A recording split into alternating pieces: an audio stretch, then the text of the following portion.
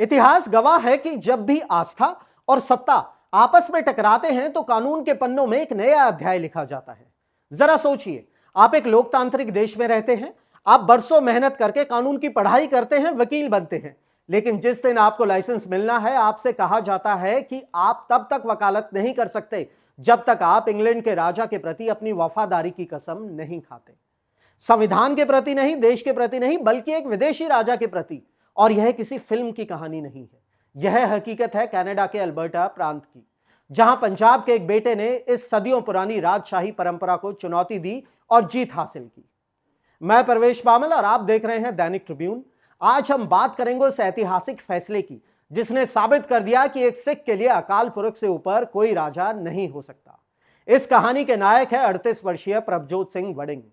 प्रभजोत कोई आम प्रवासी नहीं है, उनकी जड़ें पंजाब की मिट्टी में गहरी धसी हैं। वो मूल रूप से पंजाब के मुक्तसर जिले के वड़िंग गांव के रहने वाले हैं, एक ऐसा परिवार जिसे इलाके में जेलदार के रूप में जाना जाता है। प्रभजोत ने अपनी पढ़ाई कनाडा की डलहौजी यूनिवर्सिटी से पूरी की। वो एक काबिल वकील बने, लेकिन जब अल्बर्टा बार में शामिल होने की बारी आई, यानी वकालत शुरू करने का अंतिम पड़ाव आया, तो उनके सामने एक अजीबोगरीब शर्त रख दी गई, और शर्त थी ओथ ऑफ एलिजियंस। कनाडा के लीगल प्रोफेशन एक्ट के तहत हर नए वकील को यह शपथ लेनी पड़ती थी। I swear to be faithful and be a true allegiance to his majesty king Charles III, his heirs and successors, यानी राजा और उनके आने वाले वारिसों के प्रति पूर्ण निष्ठा। यहीं पर प्रभजोत सिंह रुक गए।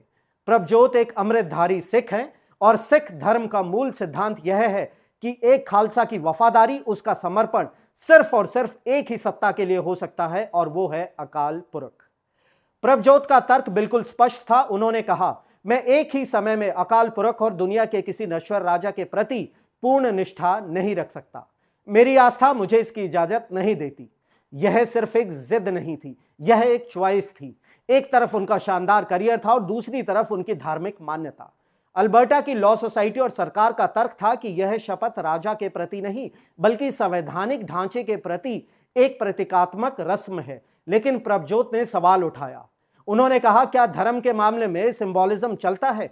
अगर मैं मन से शपथ नहीं ले रहा तो फिर वो शपथ झूठी है, और एक वकील के तौर पर करियर की शुरुआत झूठ से कैसे हो सकती है?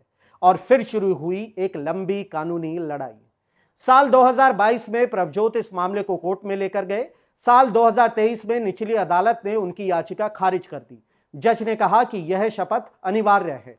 कोई और होता तो शायद हार मान लेता या करियर बचाने के लिए झूठी कसम खा लेता, लेकिन सरदार जी पीछे नहीं हटे। उन्होंने प्रांत की सर्वोच्च अदालत अल्बर्टा कोर्ट ऑफ अपील का दरवाजा खटखटाया, और अब दिसंबर 2025 में वो फैसला आया जिसने इतिहास रच दिया। 3 जजों की संवैधानिक पीठ ने एक मत से प्रभजोत के हक में फैसला सुनाया। कोर्ट ने माना कि वकीलों के लिए राजा के प्रति शपथ अनिवार्य करना असंवैधानिक है। यह कनाडा के charter of rights and freedoms के सेक्शन 2A का उल्लंघन है, जो किसी भी नागरिक की अंतरात्मा और धर्म की स्वतंत्रता की रक्षा करता है। कोर्ट ने साफ कहा कि आप किसी टैलेंटेड वकील को सिस्टम से बाहर नहीं कर सकते, सिर्फ इसलिए क्योंकि वो अपनी धार्मिक मान्यताओं के कारण किसी राजा को सलाम नहीं करना चाहता। और इस जीत की गूंज सिर्फ कनाडा की अदालतों में नहीं, बल्कि 7 समुंदर पार पंजाब के मुक्तसर तक सुनाई दी है। गांव के सरपंच जोगराज सिंह, जो प्रभजोत के परिवार को अच्छे से जानते हैं, उन्होंने कहा, हम प्रभजोत की जीत से बहुत खुश हैं। उनके पिता और दादा हर साल गांव आते हैं, उनकी जमीन और घर आज भी यहां हैं। हमारे लड़के ने विदेश में जाकर अपनी पगड़ी और अपनी कौम का मान बढ़ाया है। प्रभजोत के दादा के भाई जगजीत सिंह ने भावुक होकर कहा, हमें खुशी है कि हमारे लड़के ने सिर्फ अपने लिए नहीं, बल्कि पूरे समुदाय के कल्याण के लिए यह लड़ाई लड़ी है। तो दोस्तों, यह जीत इसलिए बड़ी है क्योंकि इसने उपनिवेशवाद की एक और दीवार गिरा दी है, और ब्रिटिश कोलंबिया और ओंटारियो जैसे प्रांतों ने यह शपथ पहले ही वैकल्पिक कर दी थी, लेकिन अल्बर्टा एक पुरानी लकीर पीट रहा था।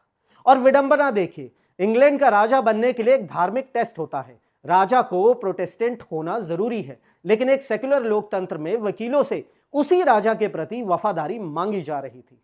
प्रभजोत वड़िंग ने साबित कर दिया कि एक नागरिक की वफादारी किसी विदेशी राजशाही के प्रति नहीं, बल्कि उस देश के संविधान, उस देश की मिट्टी और अपनी अंतर आत्मा के प्रति होनी चाहिए। कोर्ट ने अब सरकार को 60 दिन का समय दिया है, या तो नियम बदलो या इस अनिवार्यता को हमेशा के लिए खत्म करो। और अंत में मेरा सवाल आज आपसे यह है, हम 21वीं सदी में जी रहे हैं, क्या आज भी हमारे लोकतंत्रों में ऐसे प्रतीकों की जगह होनी चाहिए जो हमें गुलामी की याद दिलाते हों? क्या प्रभजोत सिंह वडिंग ने जो किया वो सही था? अपनी राय हमें कमेंट बॉक्स में जरूर बताएं। अगर आपको यह रिपोर्ट पसंद आई हो तो इसे शेयर करें ताकि पंजाब के इस शेर की कहानी और लोगों तक पहुंच सके। देश और दुनिया की बाकी खबरों के लिए जुड़े रहिए दैनिक ट्रिब्यून के साथ। मैं प्रवेश पामल, धन्यवाद।